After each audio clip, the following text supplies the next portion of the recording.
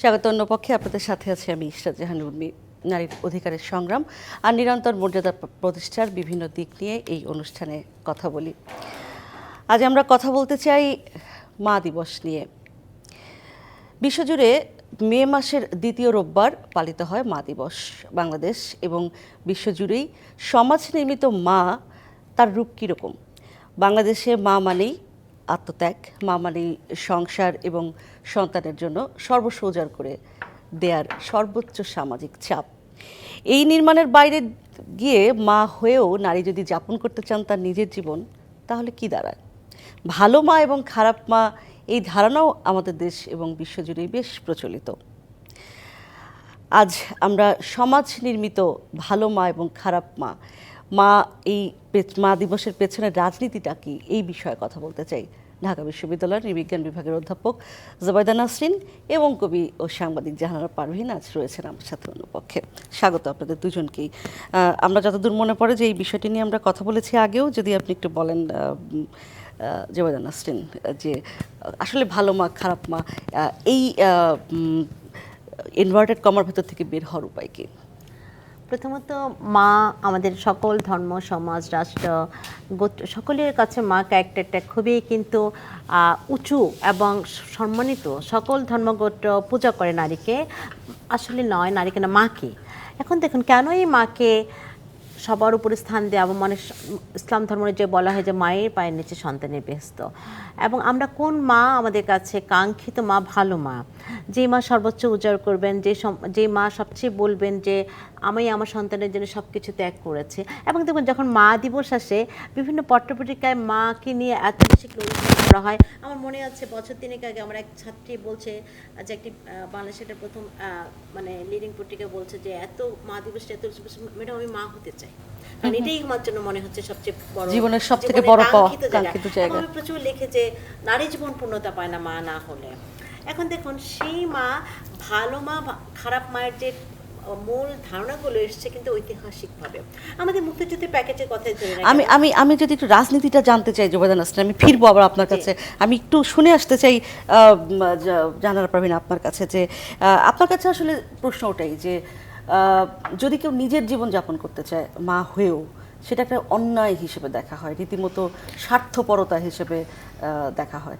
সেই বিষয়টা যদি একটু তুলে ধরেন, মানে নারী কি তার নিজের জীবন। আমি একজন লেখকের কথা বলি এই প্রসঙ্গে, মহাশ্বেতা দেবী, যিনি মহাশ্বেতা দেবীর কথা যদি আমরা বলি, তার জীবন থেকে একটু ছোট কিছু তার দৃষ্টান্তের কথা বলি। তিনি 1926 সালে তার জন্ম, 47 সালে বিয়ে করেছেন এবং বিয়ের পরে যখন তার ছেলের বয়স 14 বছর, তখন তার মনে হলো তার বিজন ভট্টাচার্যের সঙ্গে বনিবনা হচ্ছে না।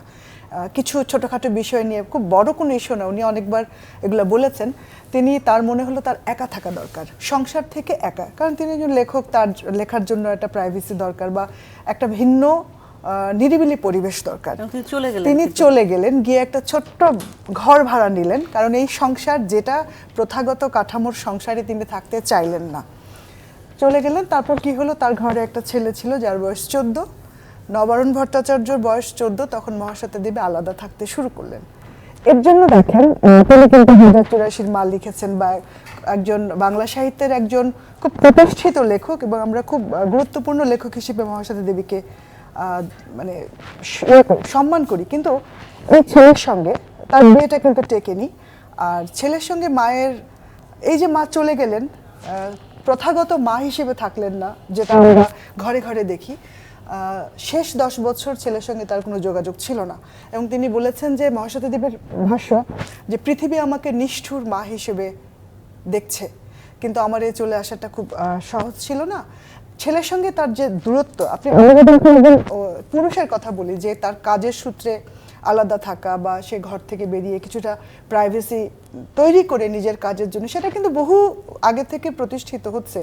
তাকে কিন্তু এরকম সংসার, সন্তান, তাদের সঙ্গে সম্পর্ক ছিন্ন করা, এই যে নিঃসঙ্গতা, জীবনের শেষ বছরগুলো কিন্তু মহাশ্বেতা দেবী ছেলেকেও পাননি, ছেলের নাত, তাদের সঙ্গে কিছুটা যোগাযোগ ছিল, কিন্তু প্রচলিত যে জীবন, পুত্রের সঙ্গেও তার সম্পর্ক কিন্তু ছিল না।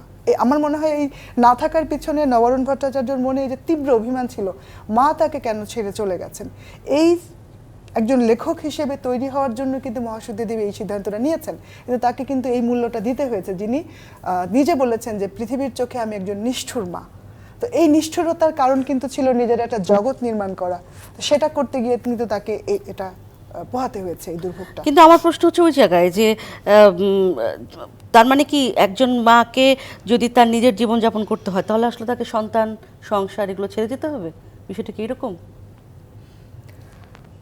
সন্তান সংসার ছাড়া এবং না ছাড়া এর মধ্যে কিন্তু আপনি যদি দেখেন জগৎটা, সব জগৎ কিন্তু যদি আইডেন্টিটি নির্মাণের হয়, যিনি পেইন্টার হতে চান, সন্তান এবং সংসারের কিন্তু দাবি আছে, সেই দাবিটা অনেক বড়, এবং সেই দাবিটা এই এতগুলো বছর ধরে মেয়েরা কিন্তু মেটাচ্ছেন, এবং যারা শিল্প চর্চা করছেন বা পরিচয় নির্মাণ করছেন বা নিজের কাজটুকু করছেন, সেটা করেই কিন্তু অধিকাংশ করছেন। আমরা কিছু ছোট ছোট দৃষ্টান্ত পাবো যারা হয়তো সেই দাবিটা পুরোপুরি মেটাচ্ছেন না, তাদের পরিণতিটা যদি আপনি ভাবেন যে তারা আসলে সাফারটা কিভাবে করছেন। এই যে আপা যেটা বললেন যে ভালো মা মন্দ মা, আপনি যেটা বলছেন, তার মানে আমরা আসলে সব কিছুর পরেও নারীর যোগ্যতা, নারীর কাজ অনেক কিছু এগিয়েছে আমরা জানি, কিন্তু মায়ের যে মানে মাকে আমরা যে চেয়ারটাতে বসিয়েছি সেই চেয়ারের কিন্তু কিছু দাবি আছে, সেখান থেকে কিন্তু আমরা সরতে চাই না। একটা বিরতির সময় পৌঁছে গেছে জোবাদান আসলে, আমি আসলে ফিরে এসে আপনার কাছে আবার ফিরতে চাই। অন্য পক্ষে একটা বিরতি, এবার সাথেই থাকুন, ফিরছি বিরতির পর। স্বাগত। অন্য পক্ষে আজ আলোচনা করছি মা দিবস নিয়ে, সমাজ নির্মিত ভালো মা খারাপ মা। জোবাদা নাসরিন, আমি আসলে মাতৃত্বকে মহান করার পেছনে যে রাজনীতি সেই সম্পর্কে আপনার কাছে ছোট করে জানতে চাই। একই সাথে জানতে চাই, কোনো মা যদি বিয়ে না করে মা হন তাকে কি আমরা একইভাবে গ্লোরিফাই করি যেভাবে মাকে গ্লোরিফাই করা হয়? তার মানে কি আসলে মাকে গ্লোরিফাই করা হয় নাকি আসলে সিস্টেমটাকে গ্লোরিফাই করা হয়? আসলে নারীকে দেখা হয়তো একটা শরীর সর্বস্ব নারী হিসাবে। এখন যে নারী উৎপাদন করতে পারবে না, পুনরুৎপাদন করতে পারবে না, তার আসলে শরীরেরও দাম নাই। এখন এই দাম নাই কার কাছে? সমাজের কাছে, পরিবারের কাছে। আপনি দেখবেন যে নারীকে অনেক মানে আমাকে মা হতেই হবে, যে কষ্ট নারী করে, কারণ সে জানে যে যদি না মা হয় সমাজে এবং তার পরিবারে তার দাম কমে যেতে থাকে, যে তাকে বলে যে কোনো অনেক কুসংস্কার আছে, তাকে এটা ছুতে দেবে না, ওখানে অনুষ্ঠানে যেতে দেওয়া হবে না। এখন দেখুন এই শরীরের যে মানে পিউরিটি পলিউশনের ধারণা, সেটার সঙ্গেও কিন্তু এই যে গ্লোরিফিকেশন একটা বিষয় আছে। এখন নারীর শরীর নষ্ট হবে, নারীর শরীর অপবিত্র হবে, পুরুষের কিন্তু সেটা না। এবং মায়ের ক্ষেত্রেও যেই মা ভার্জিন মা, মাকে নারী হওয়ার পূর্বশর্ত হলো তাকে সতী হতে হবে। এখন দেখুন এই যে আমাদের পুরো যে গ্লোরিফাই ইতিহাসের দিকে যদি তাকাই, আমাদের মুক্তিযুদ্ধের প্যাকেজটাই তৈরি হয়েছে যে 30 লক্ষ শহীদ এবং 2 লক্ষ মা বোনের ইজ্জতের বিনিময়ে। এখন দেখুন এই নারীদেরকে আবার সমাজ রাষ্ট্র আপনি গ্রহণ করতে চায়নি, কারণ সে তার এক ভাই বলা হচ্ছে সতীত্ব নষ্ট হয়েছে, এবং তার মানে মায়ের একটা পূর্বশর্ত তাকে ভার্জিন মা হতে হবে। এবং এই মা যদি পুনর্বার বিয়ে করতে চায়, বাবা মারা গেলে কিংবা ডিভোর্সের পরে কিংবা নানা রকম সম্পর্কে জড়ায়, তখন আমরা বলি যে মা কিভাবে পারে, কারণ নারীর দেহটা আমরা বলি ডিসেক্সুয়ালাইজড একটা দেহ। নারীর কোনো যৌনকাঙ্ক্ষা থাকতে পারে না, নারীর কোনো অধিকার থাকতে পারে না যৌনতা বিষয়ে, এবং কারণ সে মা। এখন মাটা কিন্তু একেবারে একটা বায়বীয় একটা ক্যারেক্টার, যাকে আমরা সম্মান করব, কিন্তু একইভাবে দেখবেন বিভিন্ন ভাষায় সকল গালি মাকে নিয়ে। এবং এই মাকে আমি বেশ্যা বলছি, এই মাকে নিয়ে আমি জারদ সন্তান বলছি, মাকে খারাপ বানিয়ে কিন্তু সন্তানকে আমি নারীকে মা খারাপ মায়ের সন্তান সে, তার মানে সে জারদ সন্তান, তার পিতৃ পরিচয় নেই। সুতরাং একজন সন্তানকেও কিন্তু আমি ক্যাটাগরি করছি নারীর দেহকেন্দ্রিক সামাজিক যে ভাবনা আছে তার নিরিখে। এর পেছনে রাজনীতিটা যদি একটু। রাজনীতি হলো দেখুন সবচেয়ে বড় হলো নারীকে রাজনীতি মানে কর্তৃত্বের অধীনে নেওয়া যে পুরুষতান্ত্রিক কৌশল, যে নারীর নিয়ন্ত্রণে থাকবে নারীর শরীরকে নিয়ন্ত্রণের মধ্য দিয়ে। এখন মার শরীর নিয়ন্ত্রণের মধ্য দিয়ে কিন্তু প্রথম নারীকে মানে সেই নিয়ন্ত্রণে আনার চেষ্টা করা হয়। দেখুন মা হওয়ার দায়িত্ব, মা হবে নারী, এই জন্য নারীকে কিন্তু সকল জন্ম নিয়ন্ত্রণ পদ্ধতি প্রথম টার্গেট করা হয়, কারণ নারী কিন্তু সেটা দায়িত্ব বহন করবে বলে পুরুষতান্ত্রিক সমাজ মনে করে।